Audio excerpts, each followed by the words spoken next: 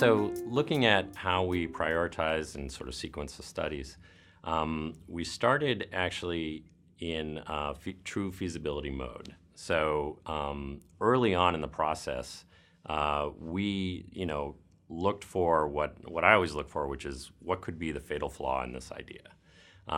We looked at the mechanics of it. We did a lot of cadaver work. We did a lot of experimentation in the lab and said, actually, the fatal flaw that we could come up against here is that this works in the human, but it's very annoying and needs to be taken out. And if that's true, we're trying to address symptoms. There was no good model, animal, or simulation model that could get at what would this do to symptoms. Would it improve it, or could there be a worsening because of irritation or something like that?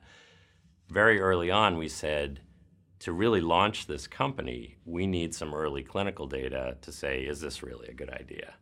So we actually took a tack away from the final product and decided, okay, we need to get into clinical study as fast as possible. We need to, of course, be ethical and make sure everything's perfectly tested such that it's clinical ready, if you will. So what we did is we changed our path away from what our goal was, which is a very slick sort of local anesthesia procedure, which it is today.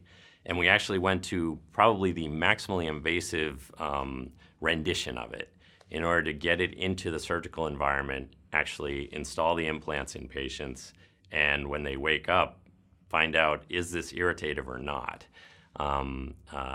The way we did that is interesting. Most new devices get their early clinical data goes into what are often called no-option patients. So patients that have no good option because they're highly morbid or heavily along the disease process or not a candidate for anesthesia, whatever it might be.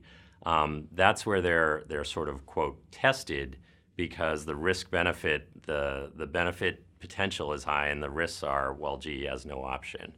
We actually took the opposite tack. So for us, we felt like if you went way down the disease process, as often happens, there's just so many things going on with these patients that you don't, it's very hard to find out, well, did you contribute positively or negatively because so much is going on. We went upstream to the main patient, if you will, and we designed a system that could be reversed. So in this case, we actually went to Australia. There were a number of patients on a wait list to get the standard surgery.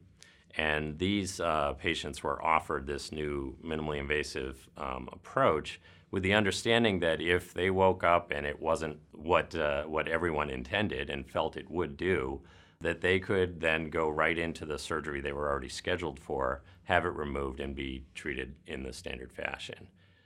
We did that with 10 patients. 9 of them were delighted, and one of them it didn't work well on, and he did go on to a TURP in 2 weeks.